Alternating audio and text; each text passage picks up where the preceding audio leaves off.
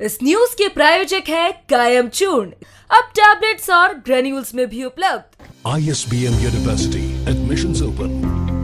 मधुसूदन देसी घी, हिंदुस्तान का मन मधुसूदन। मधुसूदन टी दोस्त, डेयरी व्हाइटनर इंस्टेंट टी, पूरे मन से पी।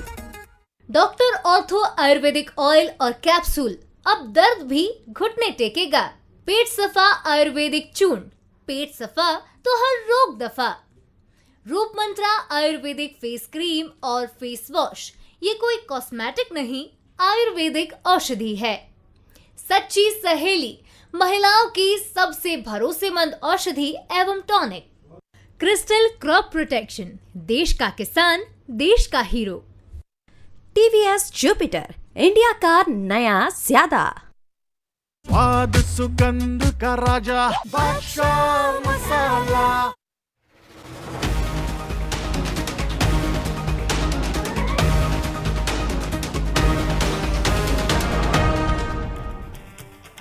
नमस्कार, मैं हूं शरद द्विवेदी और हमारा आज का मुद्दा है कांवड़ पर सियासी संग्राम। ये एक ऐसा मुद्दा है जो अक्सर कांग्रेस और बीजेपी के बीच में, कांवड़ की बात हम नहीं कर रहे हैं, हिंदुत्व के जो बिंदु हैं, उनके प्रतीक हैं, कर्मकांड हैं, उन्हें लेकर अक्सर कांग्रेस के किसी नेता की टिप्पणी, और उसमें भी जो सबसे आगे हैं वो हैं दिग्विजय सिंह। दिग्विजय सिंह अपने मिजाज के एक अलग राजनेता हैं। वो मानते हैं कि जो उन्हें कहना होता है वो कहते हैं, और उसके लिए चाहे उनकी अपनी पार्टी में कई बार ये स्थिति बनती है कि पार्टी कहती है दिग्विजय सिंह जी की निजी राय है, लेकिन दिग्विजय सिंह जी को कोई बोलने से रोक नहीं पाता है या रोक नहीं सकता है। और यही विषय है कि कांग्रेस में आमतौर पर जिन विषयों पर नेता चुप रहना पसंद करते हैं, चाहे वो राम मंदिर का विषय हो या कांवड़ यात्रा हो, वहाँ दिग्विजय सिंह जी बढ़ चढ़कर बोलते हैं। हालांकि कांवड़ यात्रा को लेकर कई बार दूसरे सेगमेंट से भी कई तरह की टीका टिप्पणियाँ हुई हैं, जिन्हें लेकर विवाद भी हुआ है, और मीडिया में भी कई बार कुछ ऐसी विश्लेषणात्मक खबरें आई हैं जिन्हें लेकर टीका टिप्पणी हुई है। लेकिन अब दिग्विजय सिंह बोले तो जाहिर है मध्य प्रदेश में उसकी प्रतिक्रिया होनी ही है, क्योंकि कांवड़ यात्रा के जिस स्वरूप का जिक्र दिग्विजय सिंह जी ने किया है, जाहिर है वो हिंदुत्व की लाइन पर चलने वाले भारतीय जनता पार्टी के नेताओं को और हिंदुत्ववादी संगठनों को रास नहीं आएगा। तो ये एक मसला बन गया। तो आज इसी पर हमारी डिबेट है कि दिग्विजय सिंह जी जब बोलते हैं तो बीजेपी बड़ी उत्सुक निगाहों से उनकी तरफ देखती है कि हमारे लिए क्या मुद्दा है इसमें। पहले देखिए ये रिपोर्ट और फिर डिबेट की तरफ। कांवड़ यात्रा को लेकर दिग्विजय सिंह के बयान ने एक बार फिर सियासत को गरमा दिया है। दिग्विजय सिंह ने बीजेपी पर युवाओं को कांवड़ यात्रा में ले जाने लेकिन नौकरी नहीं देने का आरोप लगाया। कांवड़ यात्रा आस्था का सवाल या सियासत का अखाड़ा? दिग्विजय सिंह के बयान के बाद यही सवाल खड़ा हो गया। दिग्विजय ने कांवड़ यात्रा को लेकर सवाल उठाए। युवाओं को यात्रा में ले जाने लेकिन रोजगार नहीं देने का तंज भी कसा, और बीजेपी की राजनीति पर निशाना साधते हुए पढ़े लिखे लोगों की जगह गंवारों की जरूरत होने की बात कही। तो गंवारों की फौज चाहिए इन जैसी भाजपा में है। इनके पढ़े लिखे लोग जो हैं उनसे प्रश्न करेंगे। ये पूरे लोग जो है ना, ये तो युवाओं को कांवड़ यात्रा में ले जाना चाहते हैं और कहीं नहीं जाना चाहते। ये आपको नौकरी नहीं देंगे।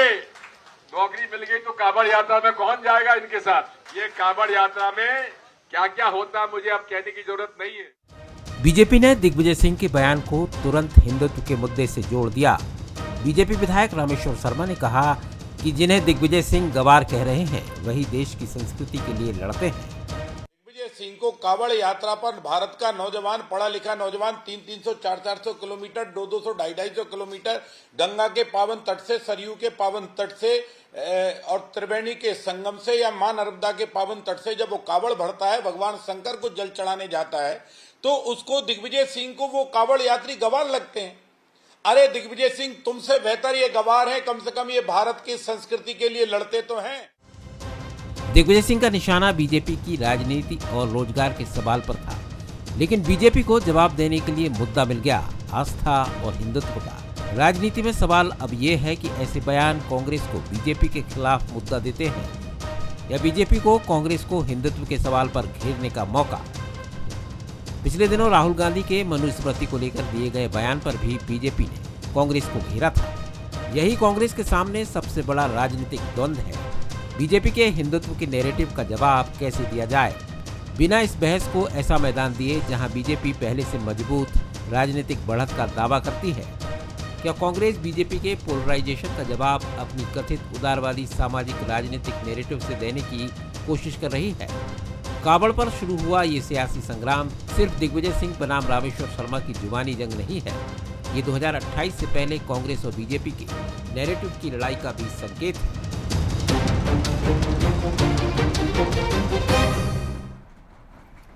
हमारे सवाल देख लीजिए। दिग्विजय सिंह के बयान से कांग्रेस को फायदा होता है या बीजेपी को? क्या कांग्रेस ऐसे बयानों से बीजेपी के हिंदुत्व नैरेटिव का जवाब तलाश रही है? क्या 2028 चुनाव से पहले मध्य प्रदेश में अब एक इस तरह की बहस, इस तरह के नैरेटिव को लेकर भी एक लड़ाई शुरू होगी? ये हमारे सवाल हैं। जो मेहमान हैं उनसे मिलिए। मनोज सैनी हैं हमारे executive editor political affairs. Manoj, स्वागत है आपका। जय नागड़ा जी हैं मध्य प्रदेश के वरिष्ठतम पत्रकार, उनका बहुत स्वागत करता हूं और बहुत अच्छा लग रहा है जय को कुछ समय बाद हमारे साथ जुड़े हैं फिर। जेपी धनोपिया साहब हैं, वरिष्ठ नेता हैं कांग्रेस के, स्पोक्स पर्सन है, वरिष्ठ अधिवक्ता हैं। बहुत दिनों बाद उनसे भी इस मंच पर मुलाकात हो रही है, उनका भी स्वागत है। और घनश्याम पेरोनिया जी थोड़े चिंतनशील हैं, उनका भी चिंतन को हटाकर प्रसन्न मुद्रा में जुड़े हमसे, ऐसा आग्रह है उनसे, उनका भी बहुत बहुत स्वागत है। जय जी, पहली टिप्पणी आपकी। ये जो नैरेटिव है हिंदुत्व का, या भारत एक बहुलतावादी धार्मिक संस्कृतियों का, धर्म पंथों का देश है। यहाँ जब आप कांवड़ यात्रा पे सवाल उठाते हैं तो तुरंत ये भी बात उठती है मुहर्रम के जुलूस का क्या, या फिर अलग अलग जो समुदायों के लिए जो उनके धार्मिक आयोजन हैं उसके जुलूस का क्या। यानी एक विषय आप छूते हैं तो तमाम दूसरे विषय भी खड़े हो जाते हैं कि उसके लिए तो आप कुछ नहीं कहते, उस समागम के लिए तो आप कुछ नहीं बोलते, इसके लिए क्यों बोल रहे हैं। तो तमाम बातें एक दूसरी ही दिशा ले लेती हैं। जहाँ ये बिल्कुल सही बात है कि किसी भी कर्मकांड को लेकर टीका टिप्पणी करना बहुत जोखिम भरा होता है। क्या कांग्रेस के लिए ये सही समय है कि उसे इन सब टीका टिप्पणियों के लिए एक स्टैंड लेना चाहिए जो हिंदुत्व से सीधे जुड़ती हैं? जी शरद जी, ये बात सही है कि देखिए धार्मिक आस्थाओं का विषय अपना होता है और ये सबकी अपनी व्यक्तिगत आस्था का विषय होता है।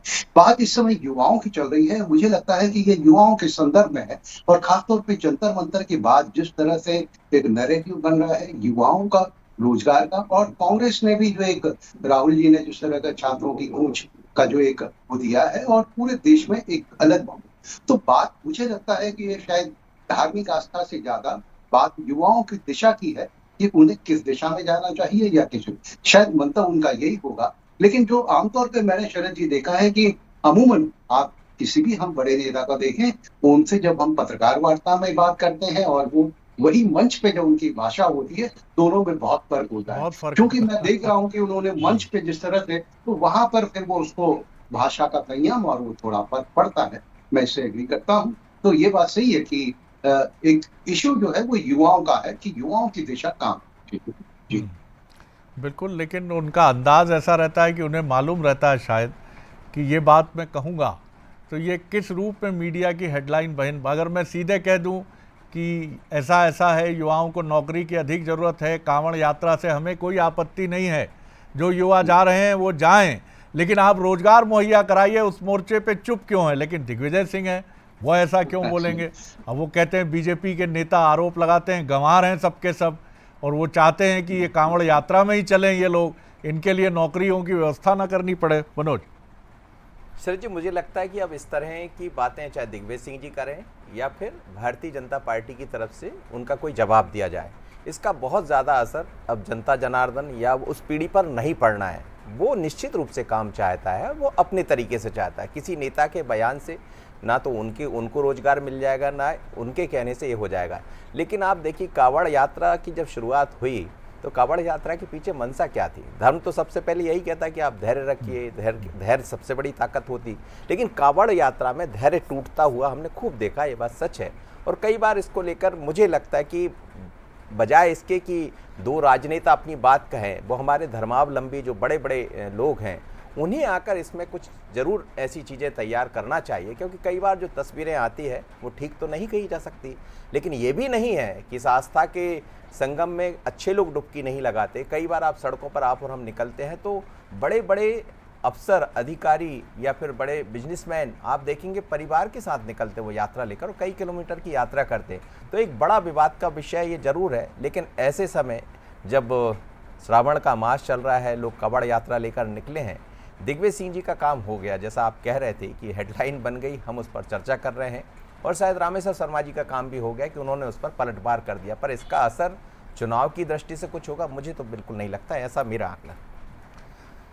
और अब ओशो रजनीश जैसे सन्यासी भी नहीं है जो एक बड़ा अलग किस्म का स्टैंड लेकर बोलते थे और जिनके बोलने से चर्चा और उसके विवाद से बहुत ज़्यादा होती थी। और इससे भी इनकार नहीं कर सकते कि कांवड़ यात्रा राजनीतिक दल, मैं किसी एक दल की बात नहीं करूंगा, उनके जनप्रतिनिधियों के शक्ति प्रदर्शन का मंच भी बन गई है। किसकी कांवड़ यात्रा सबसे लंबी होगी, कितनी चलेगी, तो ये भी प्रश्न तो है ये भी, लेकिन कर्मकांड किसी के लिए असुविधा ना बने, ये ध्यान रखना किसका काम है, ये एक बड़ा ऐसा सवाल हो जाता है जिसपे हमारे धर्माचार्यों की टिप्पणी ही सबसे अनुकूल होगी और उन्हें ही बोलना चाहिए इस पर, और कुछ दिशा निर्देश तय करने चाहिए राजनीतिक दलों के लिए, कांवड़ यात्रा के लिए भी, कि इतने अधिक लोग नहीं होने चाहिए, 15 लोग, 20 लोग, 50 लोग, 100 लोग, 200 लोग, जिससे खुद उनके जीवन की रक्षा हो सके। कितने एक्सीडेंट होते हैं कांवड़ यात्रा के श्रद्धालुओं के साथ। कई बार आप आरोप लगाते हैं कि साहब एम्बुलेंस रुक गई, भीड़ थी, ये तमाम बातें। घनश्याम पिरोनिया जी आप कैसे देखते हैं दिग्विजय सिंह जी की टिप्पणी को, क्या कहेंगे जी? शरद जी, वास्तव में दिग्विजय सिंह जी अपने आप में विद्वान हैं, लेकिन अब उनकी विद्वत्ता इस बयान से कैसे परिलक्षित हो रही है ये जनता बहुत अच्छी तरह से समझ रही है। और उन्होंने, जैसे आप और हमारे सब विद्वान वक्ताओं के माध्यम से जो ध्यान में आ रहा है कि युवाओं को उन्होंने इंगित करते हुए ये बात कही है। मैं निवेदन करता हूँ कि किसी शायर ने कहा है कि तलवारों की धारों पर इतिहास बदलते देखा है, जिस और जवानी चलती है उस और जमाना चलता है। वास्तव में इस देश में जब जब तरुणाई, जब जब युवा खड़ा हुआ है, आगे आया है और परिवर्तन देश और समाज में आता है, ये जगजाहिर है। लेकिन दिग्विजय सिंह जी, आपके कार्यकाल में कितने रोजगार के अवसर प्राप्त हुए, ये जगजाहिर है। आपके कार्यकाल में कैसे शिक्षकों को शिक्षा कर्मी बनाने का काम हुआ, पर्ची पर लिख करके, और उनकी योग्यता है या नहीं है, विभिन्न आप स्थानों पर उनको, आपके कांग्रेस में परिपाटी थी नौकरी लगाने की, कहीं ना कहीं उनकी योग्यता के आधार पर और उनको उस प्रकार का अवसर प्राप्त हो, ये भारतीय जनता पार्टी ने स्वच्छता की राजनीति के आधार पर और ये करने का काम किया है। आपके कार्यकाल में, आपकी सरकारों में लंबे समय तक केंद्र से लेकर प्रदेशों तक रही, आपने कभी भी ना तो गरीबों का कल्याण करने की सोची और ना युवाओं का कल्याण करने की सोची है, लेकिन भ्रम फैला करके, भ्रम की राजनीति के आधार पर कैसे वोट बैंक की राजनीति हो, कैसे तुष्टीकरण की नीति के आधार पर राजनीति हो, ये करने का काम कांग्रेस और उनके नेता करते हैं। मैं समझता हूँ जनता इन बातों को बहुत अच्छे से समझती है और समय आने पर उसका जवाब भी जनता देती है। घनश्याम जी, क्या आप चाहते हैं कि कांवड़ यात्राओं का रूप स्वरूप और भव्य हो, और विशाल हो, और बड़ी संख्या में इसमें श्रद्धालु शामिल हों? देखिए, ये आस्था का सवाल है, ये हमारे धर्म का, हमारे सनातन का, हमारी परंपराओं का सवाल है। और इसमें अगर मानो आप कहें साहब कि कुंभ का आयोजन हो रहा और कुंभ के आयोजन में इतने ही सीमित लोग आएँ, इतने लोग आना चाहिए, लेकिन ये सही कहा आपने, और आयोजक लोगों को भी ध्यान में रखने की आवश्यकता है। वो ध्यान में रखते भी होंगे कि हमारे जो आस्था का सैलाब उभड़ा है, आस्था में लोग आए हैं, और वो जिस प्रकार के अनुशासन की आवश्यकता है, और आपने भी कहा कि एम्बुलेंस से अन्य प्रकार के बहुत अति आवश्यक कार्य हैं, उनको सहजता से, लेकिन उसकी आड़ में कहीं ना बिल्कुल। कहीं उन धर्म को या उस विश्वास को कहीं ना कहीं चोट पहुंचाने की जो बात ध्यान में आती है, ये कहीं ना कहीं ठीक प्रकार की मैं समझता हूँ परंपरा नहीं है। मैं जल्दी से समाप्त करता हूँ। मैं एक वीडियो देख रहा था, तो उसमें एक व्यक्ति जब कोई विशिष्ट व्यक्ति निकल रहे हैं, उनके लिए अगर रास्ता 2, 5, 10 मिनट के लिए रोका गया हो सकता है वो प्रोटोकॉल हो सकता है वो सुरक्षा की दृष्टि से भी सही हो सकता है।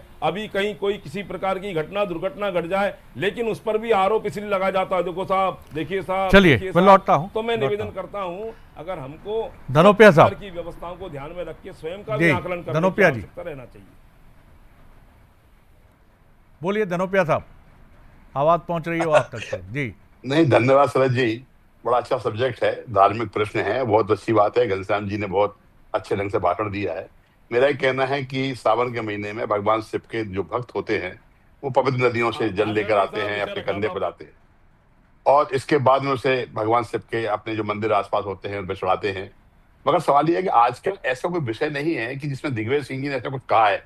दिग्विजय सिंह जी उस शिक्षकों की जमात को, उनके आंदोलन को संबोधित कर रहे थे, जो बेचारे सड़कों में बैठे हुए हैं, जिनकी रोजी का कोई नहीं है। 13,000 वैकेंसियां है, 7,000 को नौकरी दे दी, 13,000 पास हुए, बाकी सब बेचारे सहसा साजरी पार कर बैठे हुए। तो उन्होंने कहा कि आप जैसे लोगों का उपयोग नहीं है उनके पास, उन्हें तो ऐसे लोग चाहिए जो बिना पढ़े लिखे लोग हैं, उनके बातें सुन के चलते रहिए। उन्होंने कहा इसमें गलत क्या कहा है? उन्होंने तो ऐसा कुछ कहा नहीं है, ना कांवड़ यात्रा की उन्होंने आलोचना की है, ना कोई बात की है। कांवड़ यात्रा तो सनातनी धर्म का वो है, हम लोग सब उसमें भगवान में विश्वास करने वाले लोग हैं। कांवड़ यात्रा की आलोचना कोई नहीं करता, ना आदरणीय दिग्विजय सिंह ने की है। देखिए भाई रामेश्वर जी हमेशा अपना पड़ा हुआ डंडा उठा के खड़े हो जाते हैं, जिससे उनका भी नाम हो जाए और उनका कद बढ़ जाए। दिग्विजय सिंह जी के बयान पे बयान दिया है, तो ये बातें हैं और कुछ नहीं है। आज मैं मानता हूँ कांवड़ यात्रा में पढ़े लिखे लोग जाते हैं, सब जाते हैं, लेकिन उन युवाओं के साथ कहीं कहीं जो आंदोलन होते हैं, आज आपने देखा महाकाल के अंदर जिस तरह की घटनाएं निर्मित हो गई, ये क्या एक सभी लोगों की, पढ़े लिखे लोगों की तो नहीं हो सकती ना, कहीं ना कहीं उन लोगों की होंगी जिन्हें कोई काम नहीं है, उन्हें दे दिया, उन्होंने कर दिया, मंदिर में व्यवस्था फैल गई। ये सारी चीजें भी सोचने विचारने की है। हम पढ़े लिखे लोगों को लाए, लेकिन सब कुछ करें, लेकिन उनको रोजगार की बात करें, उनके स्वास्थ्य की बात करें। उनके ऊपर कभी कभी आंदोलन धरना प्रदर्शन होते हैं, केस दर्ज हो जाते हैं, बेचारों कैरियर खराब हो जाता है। तो ये सारी चीजें भी देखना चाहिए हमको, युवाओं को हम दें, युवाओं का भी आज धर्म के प्रति आस्था बढ़ती जा रही है। हम और आप सब धर्म के प्रति आस्था माने जी। बोलिए घनश्याम जी, जल्दी से बोल लीजिए, 10 सेकंड जी। मैं शरद जी मैं निवेदन कर रहा हूँ, धनोपिया जी ने शायद आदरणीय दिग्विजय सिंह जी का बयान सुना नहीं है, उनको सुनना चाहिए वो क्या कह रहे हैं कांवर यात्रा के बारे में। वो गंवार कहने का काम कर रहे हैं कांवरियों को, जो श्रद्धा से कांवड़ियों को नहीं कहा है उन्होंने, और अपनी जो है आस्था का प्रकटीकरण करते हैं। कांवड़ियों को नहीं कहा है उन्होंने। यही तो भ्रम फैला रही कांग्रेस। चलिए हम आपको सुनवाते हैं एक बार और बयान सुनवाते हैं अच्छे से, एक बार और बयान सुनवा देते हैं। एक बार दिग्विजय सिंह जी का बयान और सुनवा दीजिए, टीम से रिक्वेस्ट है मेरी, सुन लीजिए दिग्विजय सिंह जी ने क्या कहा है। को तो गंवारों की फौज चाहिए जैसी भाजपा में है। इनके पढ़े लिखे लोग जो हैं उनसे प्रश्न करेंगे। ये पूरे लोग जो है ना, ये तो युवाओं को कांवड़ यात्रा में ले जाना चाहते हैं और कहीं नहीं जाना चाहते। ये आपको नौकरी नहीं देंगे, नौकरी मिल गई तो कांवड़ यात्रा में कौन जाएगा इनके साथ। ये कांवड़ यात्रा में क्या क्या होता है मुझे अब कहने की जरूरत नहीं है। 1991 से जब से शिला पूजन भई तब से हमने उन्हें चंदा देते आए, उसके बाद भी कहते दिग्विजय सिंह मुसलमान। चलिए, गंवारों की फौज, इसकी बात उन्होंने की है। गंवारों की फौज चाहिए बीजेपी को, और बीजेपी में गंवार नेता कुछ इस तरह का इंटरप्रिटेशन इसमें निकल के सामने आ रहा है। पूर्ति के लिए ऐसे लोगों की भीड़ चाहिए, ये बोला उन्होंने ये नहीं कहा सब उसमें ऐसे लोग जाते हैं, उनको बहुत ऐसी भीड़ चाहिए। रामेश्वर शर्मा जैसे लोग जो है ना, ऐसे लोगों को ढूंढते हैं जो बस एक भेड़चाल की तरह चलते रहे। अच्छे पढ़े लिखे लोगों को नहीं ढूंढते वो लोग, वरना आज महाकाल के अंदर ऐसी घटना नहीं होती। धनोपिया जी थोड़ी स्पष्टता, राजनीतिक दलों को बहुत वरिष्ठ नेता है दिग्विजय सिंह जी, हम कोई परामर्श देने के अधिकारी नहीं हैं, लेकिन कोई भी बयान जो सामने आए उसमें कुछ स्पष्टता का होना भी बहुत जरूरी है कि देखिए मैं नंबर 1 स्पष्ट कर दूं, कांवड़ यात्रा का विरोधी नहीं हूं, मैं खुद कट्टर सनातनी हूं। जी बिल्कुल सही है, कोई उनसे कट्टर हिंदू आपको कोई मिलेगा भी नहीं। सनातन धर्म को मानने वाले व्यक्ति हैं, महीने में 2 बार एकादशी का व्रत रखते हैं, उनका अपना धर्म का प्रति एक बड़ा वो है, भगवान शिव के और भगवान राम के और सबके प्रति उनकी आस्था बढ़ रही है। नहीं, लेकिन इतना भी हम जानते हैं वो कट्टर विरोधी बीजेपी के भी नहीं है। जब वो नर्मदा परिक्रमा में थे तो भी नहीं है, वो तो उन चीजों के विरोधी है जो समाज को नुकसान पहुंचाती है। जी जय नागला जी, आपका एक क्विक कमेंट जी। शरद जी, मैं मनोज जी ने जो बात कही मैं सहमत हूँ। बहुत सारे पढ़े लिखों को भी मैंने उस कांवड़ यात्रा में शामिल होते देखा है, और लेकिन उनका एक अलग गरिमा होती है। ये बात सही है कि जिस तरह के इस समय कांवड़ियों के दृश्य दिख रहे हैं, एक हुड़दंगियों का हुजूम बन गया है, उससे कहीं ना कहीं सबक लेने की जरूरत है। और निश्चित रूप से इस समय हमने बहुत सारे दूसरे प्रदेशों के देखे जहाँ पे डीजे के धुन पे जिस तरह से नर्तकियों को देखा, तो कहीं ना कहीं ये चीजें बदली। और ये बीजेपी के लिए भी अलार्मिंग है, या हम उन धर्म की संस्कृति की जो बात करते हैं उनके लिए अलार्मिंग है कि आस्था को गरिमा के साथ होना चाहिए। गरिमा यदि खत्म होगी तो निश्चित रूप से हुड़दंगियों का टोल कहलाएगा। तो मुझे लगता है कि ये एक अलार्मिंग है, और ये केवल दिग्विजय सिंह जी ने बात नहीं बोली, ये बहुत सारे लोग महसूस कर रहे हैं जी।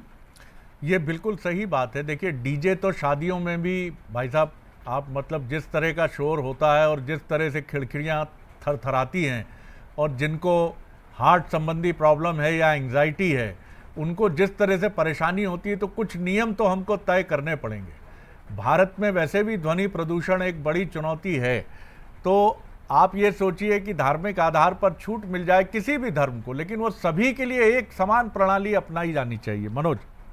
सर जी, मैं अभी नियम पढ़ रहा था कि आखिर कावड़ यात्रा के नियम क्या होते हैं। तो जब नियम पढ़कर यदि कोई कावड़ यात्रा करेगा तो मुझे लगता है इस तरह की स्थितियां निर्मित नहीं होंगी। एक तो वो जो शुरुआत में मैंने कहा, धैर्य। दूसरी बात यह है कि अनुशासन का आपको पालन करना ही होगा। आपके मुंह से कोई ऐसी बात ना निकले। आप जब सड़क पर चलें तो आपके कारण किसी को नुकसान ना हो। आप जब चलें तो फिर आप सब भूल जाएं कि आपका श्रृंगार कैसा है, आप क्या है। आप वो 8-10 दिन, चूंकि यात्रा जब होती है तो पैदल चलने का मौका मिलता है, उससे शरीर की एक स्फूर्ति भी आती है। आप देखिए, हमारे धर्म की जब स्थापना की गई, इन चीज़ों को बनाया गया, तो उसके पीछे सोच बड़ी अच्छी है। आज सुबह की मैं खुद बात बता रहा हूँ, मैं जिस मंदिर में जल चढ़ाने जाता हूँ, 2 बच्चे आए, मेरी माचिस ख़त्म हो गई, तो मैंने बोला कि तुम्हारे पास माचिस है? तो बोला नहीं, हम लेके आते हैं अंकल माचिस। तो वो जल चढ़ाने आए थे। मैंने कहा जल तुम चढ़ा रहे हो? बोले हम कावड़ यात्रा में शामिल होने जा रहे हैं। तो 2 बच्चे बोले साइकिल पर बैठेंगे और 2 मेरे साथ चलेंगे। तो ऐसा नहीं है, हमारी संस्कृति कम से कम एक रास्ता भी दिखाती है उन बच्चों को। और जब आप धर्म से नहीं जोड़ेंगे तो फिर बहुत सारी चीज़ें बिगड़ती है। पर धर्म के बीच में जो चीज़ें आ रही, 6 हत्याएं हुई है इस बार कावड़ यात्रा में अभी तक। देखिए, बड़ा सवाल ये भी है कि धर्म के किस स्वरूप को हम समझते हैं। विवेकानंद का जो धर्म का इंटरप्रिटेशन है, मैं नहीं जानता वो कांवड़ यात्रा को लेकर क्या कहता है, इसमें अज्ञानी हूँ मैं। लेकिन वो यही कहते थे कि राष्ट्र निर्माण आपका सबसे बड़ा धर्म है, चरित्र निर्माण आपका सबसे बड़ा धर्म है। तुम सिंह की संतान हो और अपने आत्मविश्वास के गौरव से भरकर पूरी दुनिया को दिखा दो कि भारत क्या है। अब ये भी एक चीज़ है। अब दूसरी चीज़ ये है कि कांवड़ यात्रा में जब राजनीतिक दल शामिल होते हैं, और मैं फिर कहूँगा इसमें बीजेपी मत समझिए आप, कांवड़ यात्रा देश के अनेक हिस्सों में निकलती है और राजनीतिक दलों के लिए ये शक्ति प्रदर्शन का मंच बन जाती है। किसकी कांवड़ यात्रा कितनी भव्य है, किसकी चुनरी यात्रा कितनी भव्य है। अभी देखिए, भोपाल इंदौर मार्ग जो है, एक जाने माने जो कथावाचक हैं, उनके यहाँ जो कांवड़ यात्रा थी उसकी वजह से 3 घंटे की यात्रा 7 घंटे में तय करनी पड़ी। अब ये वो लोग सवाल करते हैं जिनकी धार्मिक आस्थाएं आपसे हमसे भी अधिक हो सकती हैं, लेकिन उनके यहाँ कोई बीमार है, रक्षाबंधन पर आना है, तो उनको अगर ये सफरिंग होती है, तो ये सवाल मैं आप पे छोड़ता हूं, आप क्या सोचते हैं घनश्याम जी? जी बिल्कुल, आपने सही कहा। अनुशासन बहुत अति आवश्यक है जीवन में। जिस भी क्षेत्र में आप हैं वहाँ अनुशासन बहुत आवश्यक है।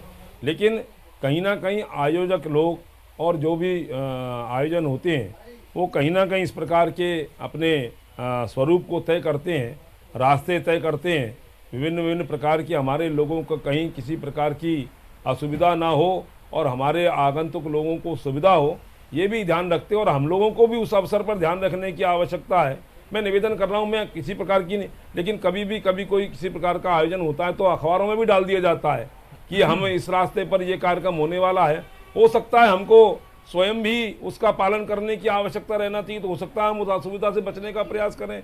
लेकिन कुल मिलाकर के हमारी जो आस्था है, वो आस्था का जो हमारा कहीं ना कहीं प्रकटीकरण है, वो प्रकटीकरण में हो सकता है व्यक्तिगत भी हो, सामूहिक रूप से भी हो।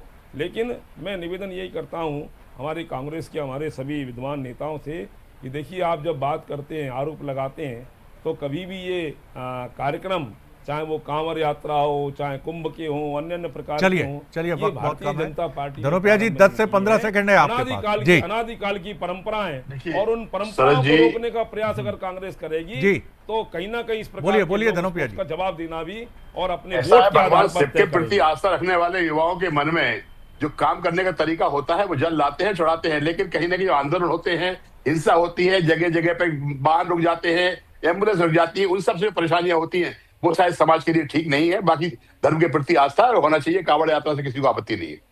बहुत शुक्रिया आप सभी मेहमानों का। महत्वपूर्ण बात यही है कि कोई भी धर्म हो, किसी भी धर्म का कोई भी रूप और स्वरूप हो, उसमें सभी को आगे बढ़कर ये भी देखना बहुत ज़रूरी है कि हम कोई भी टीका टिप्पणी कर रहे हैं तो उसका सिरा धारदार या नुकीला तो नहीं हो जाता है जिससे किसी को तकलीफ हो। बस इतनी सी अगर ध्यान चीज़ रख ली जाए। राजनेताओं की तरफ से जो टिप्पणी आ रही है उसको कितना महत्व देना है ये जनता भी समझती है और समझदार लोग भी समझते हैं, तो उससे भी बहुत उत्तेजित और परेशान होने की ज़रूरत नहीं है। बस इतनी चीज़ें अगर हम ध्यान रख लें कोई समस्या नहीं।